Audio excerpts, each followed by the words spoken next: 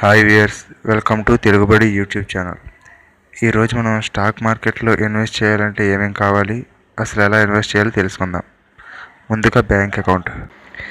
ఈ షేర్లు కొనేటప్పుడు అమ్మేటప్పుడు మనీ ట్రాన్స్ఫర్ చేయడానికి ఏదైనా ఒక పబ్లిక్ కానీ ప్రైవేట్ బ్యాంకులో కానీ ఒక అకౌంట్ అనేది అవసరం మనకి. 2, పాన్ కార్డ్.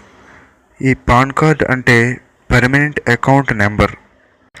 మన ఇన్కమ్కు సంబంధించిన అన్ని వ్యవహారాలు ఈ పాన్ కార్డుకు లింక్ చేయబడి ఉంటాయి. ఈ పాన్ కార్డ్ అనేది ఇక్కడ మాత్రమే కాదు, చాలా చోట్ల ఉపయోగపడుతుంది. 3, యుఐఎన్ అంటే యూనిక్ ఐడెంటిఫికేషన్ నెంబర్.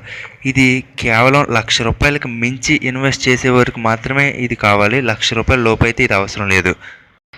ఇక చివరిది అలాగే ముఖ్యమైనది demat account and trading account. ముందుగా డీమ్యాట్ అకౌంట్ గురించి తెలుసుకుందాం.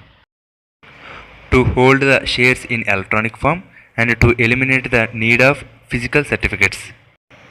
అంటే మనం ఏమైనా షేర్లు కొన్నప్పుడు వాటికి సంబంధించిన ప్రూఫ్లు కానీ సర్టిఫికెట్లు కానీ మనం పేపర్స్ రూపంలో భద్రపరచాలన్నా మెయింటైన్ చేయాలన్నా కష్టం. అటువంటప్పుడు ఈ డీమ్యాట్ అకౌంట్ అనేది ఆ షేర్లకు సంబంధించిన వివరాలను కంప్యూటర్లో ఎలక్ట్రానిక్ ఫామ్ రూపంలో సేవ్ చేస్తుంది అనమాట. Next trading account.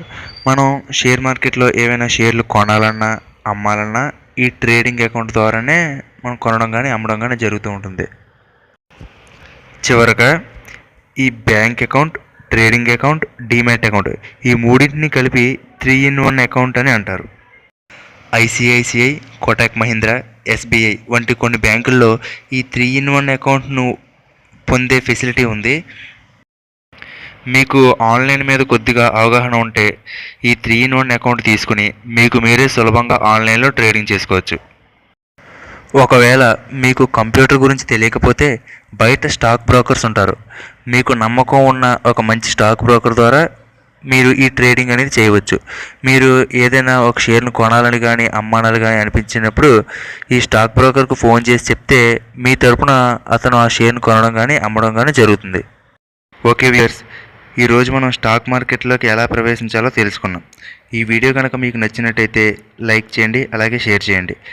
అలాగే మీకు ఏవైనా సందేహాలు కానీ సూచనలు కానీ ఉంటే ఈ వీడియో కింద ఉన్న కామెంట్ బాక్స్ ద్వారా నాకు తెలియజేయండి.